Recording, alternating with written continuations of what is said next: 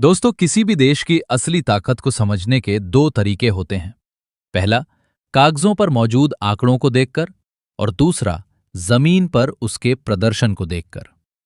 जब कोई देश युद्ध जैसी मुश्किल परिस्थिति का सामना करता है, तब उसकी असली क्षमता सामने आती है। लेकिन क्योंकि दुनिया का हर देश युद्ध नहीं लड़ता, इसलिए अलग अलग संस्थाएं हर साल कई रिपोर्ट और रैंकिंग जारी करती हैं, जिनसे देशों की सैन्य ताकत का अंदाजा लगाया जाता है। आज ऐसी ही एक नई रिपोर्ट सामने आई है, जिसमें दुनिया के देशों की एयर पावर को लेकर दिलचस्प तस्वीर दिखाई गई है।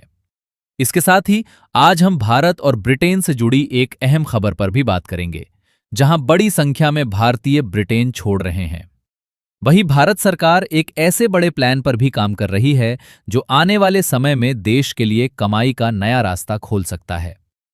ये सभी अपडेट सीधे तौर पर भारत के भविष्य और दुनिया में उसकी बढ़ती भूमिका से जुड़ी हुई हैं। ऐसी ही और भी कई सारी बड़ी अपडेट्स निकल कर आई हैं, जो भारत से रिलेटेड तो हैं, लेकिन आपको एक साथ किसी भी मेन स्ट्रीम न्यूज चैनल पर देखने को नहीं मिलेगी। इसलिए वीडियो को एंड तक जरूर देखिएगा। सबसे पहले बात करते हैं नई एयर पावर रैंकिंग की। इस रिपोर्ट में केवल एयरफोर्स के लड़ाकू विमान ही नहीं गिने जाते, बल्कि सेना की अलग अलग शाखाओं में मौजूद सभी मिलिट्री एयरक्राफ्ट को शामिल किया जाता है। यानी fighter jet, transport aircraft, surveillance विमान, बमवर्षक विमान, हेलीकॉप्टर और दूसरे एयर एसेट्स को मिलाकर किसी देश की कुल एयर स्ट्रेंथ का आकलन किया जाता है। इसी आधार पर देशों की रैंकिंग तैयार होती है। रिपोर्ट के मुताबिक एयर पावर के मामले में अमेरिका आज भी दुनिया में सबसे आगे बना हुआ है। अमेरिका और बाकी देशों के बीच का अंतर इतना बड़ा है कि वो अकेले ही कई देशों की संयुक्त एयर स्ट्रेंथ के बराबर दिखाई देता है। दूसरे स्थान पर रूस है और तीसरे स्थान पर चीन मौजूद है। हालांकि चीन लगातार अपनी एयरफोर्स और एयरक्राफ्ट संख्या बढ़ा रहा है, इसलिए आने वाले वर्षों में रूस और चीन के बीच का अंतर और कम हो सकता है। इस सूची में चौथे स्थान पर भारत है, जो अपने आप में एक बड़ी उपलब्धि मानी जा सकती है।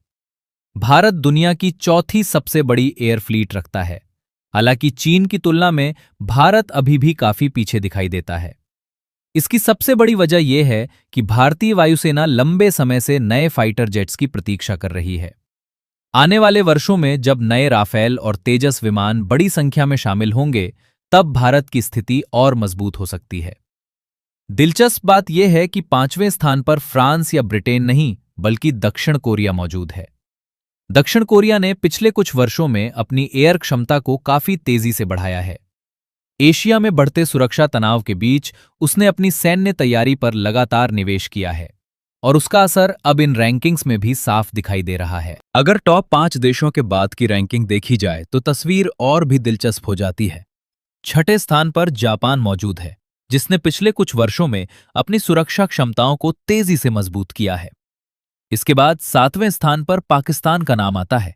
यह सुनकर कई लोगों को हैरानी हो सकती है, लेकिन यहां एक बात समझना बहुत जरूरी है कि यह रैंकिंग केवल एयरक्राफ्ट की कुल संख्या को ध्यान में रखती है, न कि उनकी गुणवत्ता, तकनीक या युद्ध के अनुभव को। पाकिस्तान के बाद तुर्की, मिस्र और फ्रांस जैसे देश आते हैं। वहीं ब्रिटेन इस सूची में और नीचे दिखाई देता है। लेकिन केवल एयरक्राफ्ट की संख्या देखकर किसी देश की असली ताकत तय नहीं की जा सकती। युद्ध के समय पायलटों का अनुभव, आधुनिक तकनीक, एयर डिफेंस सिस्टम, मिसाइल क्षमता और रणनीति भी उतनी ही महत्वपूर्ण होती है। यही वजह है कि कई बार कम संख्या वाले देश भी बड़े प्रतिद्वंदियों को चुनौती देने की क्षमता रखते हैं। यही कारण है कि इजराइल का उदाहरण अक्सर दिया जाता है। इजराइल के पास कई देशों की तुलना में कम एयरक्राफ्ट है, लेकिन उसकी तकनीक, ट्रेनिंग और ऑपरेशनल अनुभव उसे बेहद मजबूत बनाते हैं। इसलिए केवल संख्या देखकर किसी भी देश की पूरी सैन्य ताकत का सही अंदाजा नहीं लगाया जा सकता। ये रैंकिंग एक तस्वीर जरूर दिखाती है, लेकिन पूरी कहानी नहीं बताती। अब बात करते हैं भारत और ब्रिटेन से जुड़ी उस खबर की, जिसकी चर्चा इस समय काफी हो रही है। हाल के आंकड़ों से पता चला है कि बड़ी संख्या में भारतीय ब्रिटेन छोड़ रहे हैं। पिछले एक साल में हजारों भारतीय छात्र और वर्क वीजा पर गए लोग ब्रिटेन से बाहर निकले हैं। ये संख्या ब्रिटेन छोड़ने वाले दूसरे देशों के नागरिकों की तुलना में सबसे ज्यादा बताई जा रही है। इसके पीछे सबसे बड़ा कारण ब्रिटेन के बदले हुए इमिग्रेशन नियम माने जा रहे हैं। पिछले कुछ समय में ब्रिटिश सरकार ने वीजा नियमों को पहले के मुकाबले काफी सख्त बना दिया है। खासकर अंतर्राष्ट्रीय छात्रों और उनके परिवारों के लिए कई नई शर्तें लागू की गई हैं। अब पढ़ाई पूरी करने के बाद नौकरी हासिल करने के लिए पहले जैसी सुविधा नहीं बची है और परिवार को साथ ले जाने के नियम भी कठिन हो गए हैं। इन बदलावों का असर साफ दिखाई देने लगा है।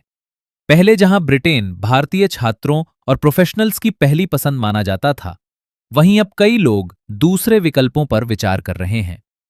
कुछ लोग वापस भारत लौट रहे हैं, जबकि कुछ कनाडा, ऑस्ट्रेलिया, यूरोप और दूसरे देशों की ओर रुख कर रहे हैं। इससे यह भी साफ होता है कि वैश्विक नौकरी बाजार और माइग्रेशन की तस्वीर तेजी से बदल रही है। दिलचस्प बात यह है कि भारत की अर्थव्यवस्था मजबूत होने के साथ अब कई भारतीयों को देश के भीतर भी अच्छे अवसर दिखाई दे रहे हैं।